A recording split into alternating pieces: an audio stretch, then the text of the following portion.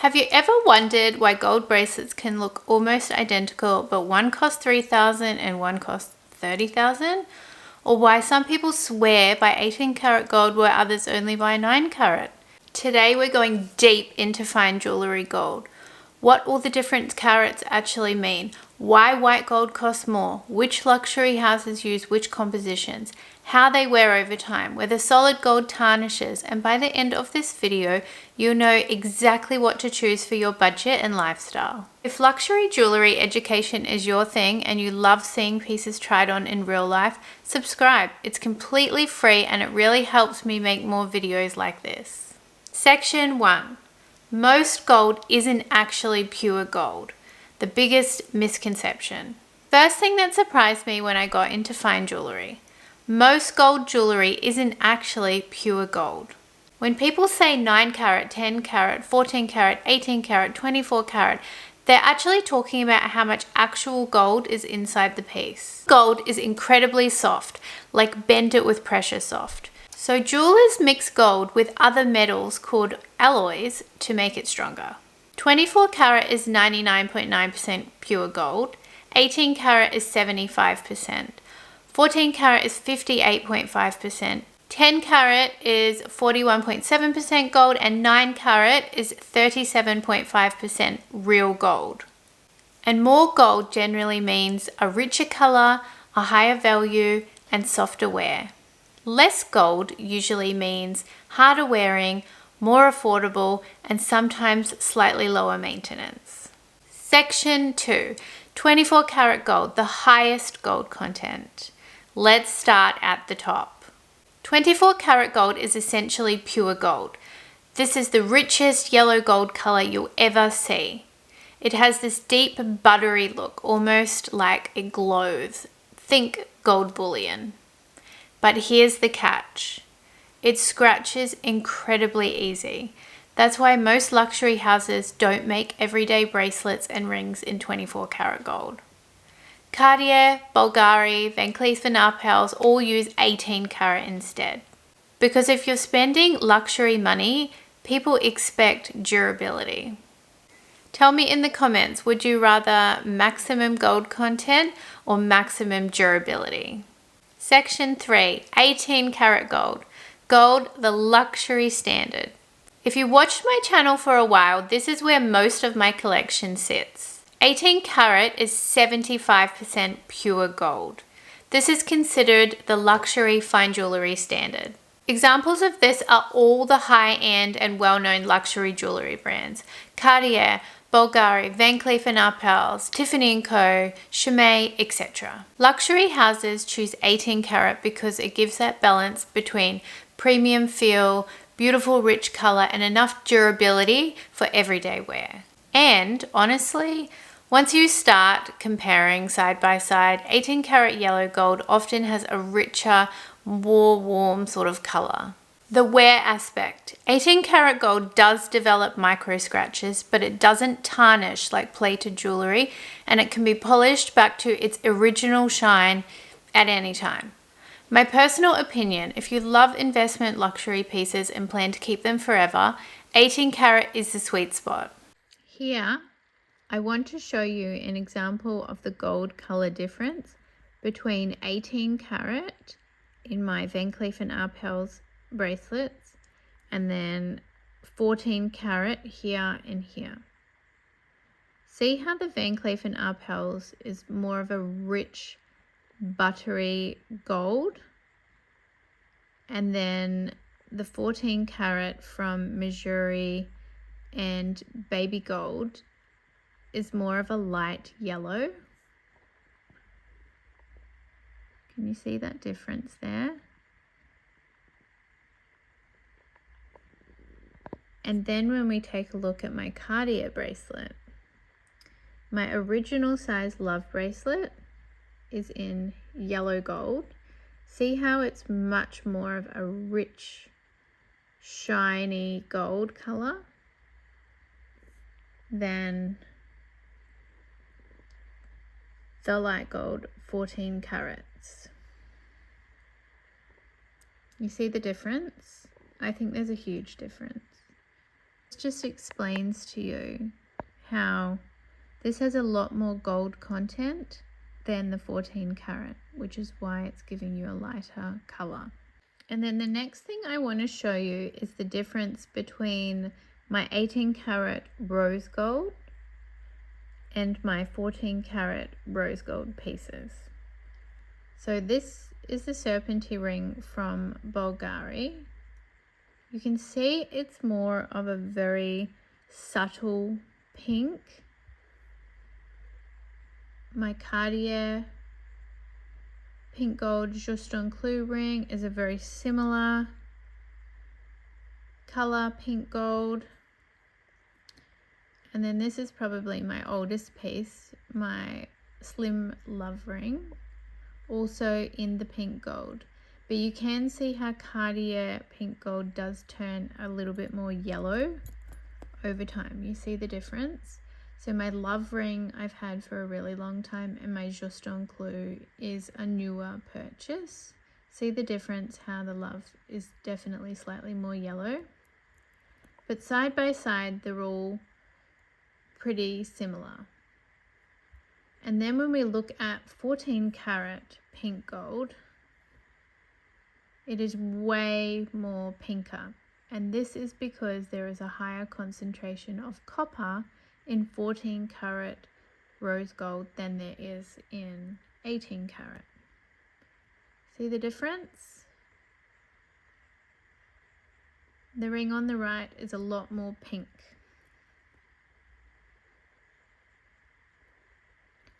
And then this necklace is from Ideal, and you can see that this is really pink as well. So sometimes when you're buying a lower gold content in 14 karat, if you're buying rose gold, it can come out looking a lot more pink than other pieces which are 18 karat because they are using more copper in the mix. Section 4. 14 karat gold, the practical middle. 14 karat doesn't get enough credit. This is around 58.5% pure gold. In countries like the US, 14 karat is incredibly common. Think of brands like Missouri, Baby Gold, and Linear. It's harder than 18 karat, which means slightly better scratch resistance, but lower actual gold content. The pros: it's durable, it's lower cost, and it's good for daily wear. And then the cons: slightly lighter gold color and a lower intrinsic gold value. If your goal is building a luxury collection without luxury house pricing, 14 karat can honestly make a lot of sense. I've got some of my gold pieces here to show you because I want to give you some close-ups of the different carat of gold and the different looks that they have. So when we are comparing, say, our Van Cleef and Arpels 18 karat yellow gold to, I've got a 14 karat gold earring here from Baby Gold, we can really see that there is a huge difference in the color component of the gold. The 14 karat is a lot lighter than the 18 karat. Section 5, 9 karat gold, is it bad? Now the controversial one, 9 karat. And before anyone gets offended, 9 karat isn't fake gold. It's real gold. It's just only 37.5% actual gold content. Pros: budget friendly and durable. Cons: it's a paler gold, it can look less rich, and alloy metals play a huge part in the makeup and the roll of the piece. This is why sometimes people buy a 9 karat gold piece and say my gold changed color or it tarnished. Depending on the composition of the alloys or the other metals in the mix, it can be prone to tarnishing and discoloration. Usually what you're seeing is wear, surface change, dirt buildup, or a reaction from the alloys against other metals and your skin. I personally find this more often in earrings. They can look tarnished, but it's really just the pH of your skin or other factors like using perfumes that can discolor, and usually polishing it with a jewelry cleaning cloth will clean it right up. If you love the design and wear it constantly, there is absolutely nothing wrong with 9 karat gold. Just be aware it involves regular polishing to keep it shiny. Section 6. White gold. Why is it more expensive? This one confuses so many people. White gold is not naturally bright white. White gold starts as yellow gold. Then manufacturers mix it with white metals and usually finish it with a rhodium plating. When people say white gold turns yellow, it isn't the gold changing, because gold used in white gold jewelry is still gold. Often what happens is the rhodium layer slowly starts to wear away, revealing the actual gold underneath. So why is white gold more expensive? The actual reason. Okay, here's something that surprised me. When I got into fine jewelry, white gold isn't more expensive because the gold itself costs more. 18 karat white gold and 18 karat yellow gold both contain the exact same amount of actual gold, which is 75%. So if we melt it down 100 grams of each, the gold content is identical. The difference is what's mixed into it. 18 karat yellow gold is 75% gold and 25% alloy metals. 18 karat white gold is still 75% gold, but 25% white metals. Part 1. The alloys cost more. Yellow and rose gold are usually mixed with relatively inexpensive metals like copper and zinc. White gold often uses more expensive alloys like palladium, sometimes nickel, silver, and other specialty blends. Palladium is a precious metal in the platinum family, so right away the recipe itself starts becoming way more expensive. Part 2. It has extra manufacturing steps. Then comes the part most people don't realize. White gold isn't naturally bright white. Underneath, it's actually usually slightly warm, creamy, or pale yellow. So luxury jewelry houses normally apply a super thin rhodium coat on top to create that bright, icy white finish. And rhodium is not cheap. At recent 2026 pricing, gold has been trading at around $4,000 per ounce US, while rhodium has been around $9,000 to $10,000 per ounce US. Now, before everyone panics, they only use a microscopic plated layer, not a whole bracelet of rhodium. But it's another material expense and another labor step. To re-rhodium plate a piece of jewelry, depending on the size, is approximately 250 Australian dollars. Now, step 3, the lifetime cost. This is where white gold quietly becomes more expensive. Not always at initial purchase, but over the life of the piece. White gold, you need rhodium plating, you need polishing, and you need possible regular replating. Whereas yellow gold, you just need to polish it when desired. Over years of wear, especially rings and bracelets, the rhodium can wear and reveal a warmer tone underneath. That's why people say their white gold turned yellow. It didn't. What you're just seeing is the actual white gold alloy underneath. White gold is available at most jewelry brands, but often the price will be slightly higher. Bvlgari, Cleef, and Arpels and Cartier are great examples of this. It often costs hundreds of dollars more to purchase a piece in white gold compared to the same equivalent product in yellow or rose gold. You're not paying for extra gold. What you're paying for are the more expensive white metals in the mix. The extra steps in the manufacturing process. Tips for caring for your white gold jewelry. Avoid harsh chemicals. Remove for swimming. Re-rhodium plate when desired. Let me know in the comments, are you team white or team yellow gold? I feel like once people understand that white gold actually is, they suddenly look at it completely differently. Section 7. Gold colors explained. Quick myth bust. Gold color does not tell you the purity. Yellow gold is traditionally warm gold. White gold is a mix of gold, alloy, rhodium plating, giving it that bright white look. And rose gold has copper added, which gives it that beautiful pink tone. And depending on the jewelry house, the composition of golds that make up the yellow gold, rose gold, or white gold, they all look completely different. From my experience, Cartier Rose Gold is very subtle, and over time it patinas more into a yellow gold look. Bvlgari, I prefer their rose gold. It is subtle and warm. And for Van Cleef and Arpels, I much prefer their yellow gold and have found that the rose gold is actually quite a lot darker than other luxury houses. How to choose. My simple rule. If you want ultimate luxury, choose 18 carat. If you want durable everyday wear, choose 14 carat. And if you want value and affordability, choose 9 or 10 carat. If you want maximum gold content, go with 24. And if you love white gold, just go in knowing ongoing maintenance is part of the package. Now, what actually tarnishes jewelry and what doesn't? Okay, this is probably one of the biggest misconceptions in jewelry. People say, my gold tarnished. Most of the time, it actually didn't. First of all, what is tarnish? Tarnish is a chemical reaction. It happens when metals react with oxygen, moisture, sulfur, acids, and chemicals in the environment and cause surface color changes on your jewelry. That's why silver gets darker. That's tarnish. Why pure gold doesn't really tarnish? Gold itself is one of the least reactive metals. That's why ancient gold jewelry can survive thousands of years. 24 karat gold is basically immune to tarnishing. So if your jewelry is high gold content, actual tarnishing becomes much less likely. 24 karat almost never tarnishes. 18 karat is very resistant.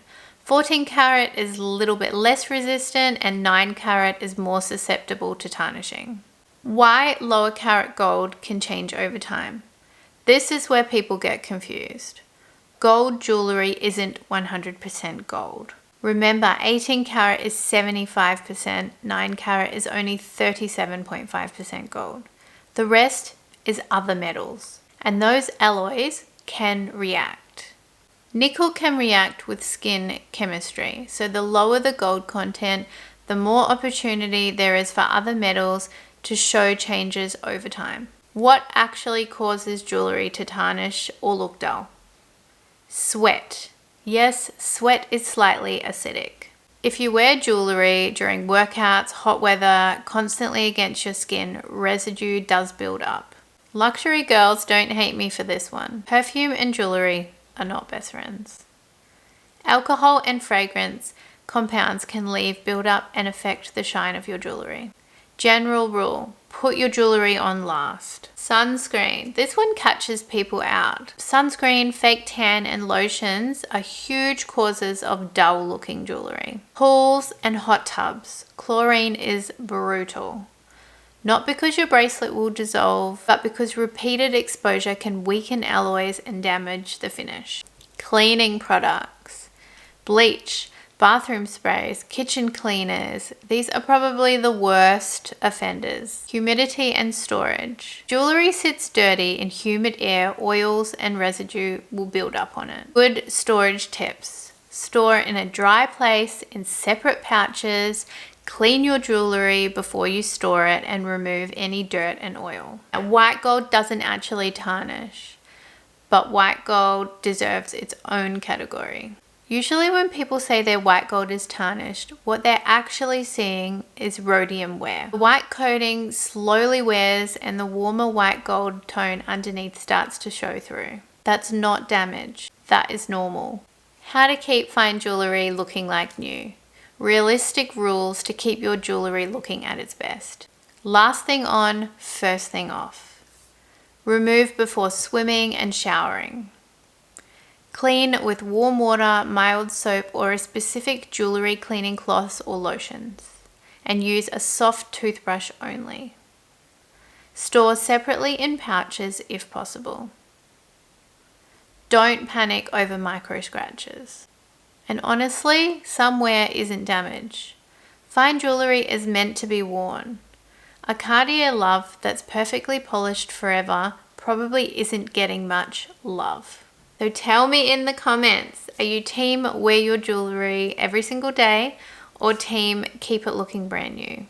I hope this made gold finally make sense. because when I first got into luxury jewelry, I genuinely thought more expensive actually meant better, and there's actually way more to it than that. Comment below, what's your favorite gold color and what carat do you buy? And if this helped you, subscribe. It's completely free and it helps hype the channel, and I'd love to keep making more educational luxury content mixed with shopping vlogs, try-ons, and honest wear updates. And if this is something you found really interesting and helpful, then share it with your friends. I'll put a list of other videos I think you'll really enjoy in the description, so head there next if you'd like to dive a little deeper. Have a great day. Bye.